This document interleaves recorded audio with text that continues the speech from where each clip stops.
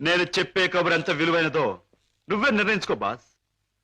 మా బావ చేత పట్టుబడ్డ బహదూర్ స్పృహ లేకుండా ఆసుపత్రిలో పడున్నాడు. రేపు వాడికి స్పృహ రాగానే బలవంతాన వాడి చేత మన రహస్యం అంతా రాబట్టుకోవాలనుకుంటున్నాడు మా బావ. అనేది వాడిని నేను హత్య చేయాలా? నో, అది నా వల్ల కాదు. బాస్, నా గురించి నీకు బాగా తెలుసు. హత్యలు, రక్తపాతాలు, దొంగతనాలు, దోపిడీలు ఇలాంటి అఘాత్యలు ఏమి చేయని నీకు ఆ రోజు చెప్పాను. ఏ రోజు? నీ ముఠాలో చేరిన రోజునే. అడ్డదారిలో నడుస్తున్నా ఇలాంటి అఘాయిత్యాలు నా చేత చేయించలేవు, ఎంత డబ్బిచ్చినా సరే. All right. అయితే మహాపురుషుడవైన నువ్వు మామూలు పనగుడి చేయి. ఏమిటది? Excuse me. Yeah.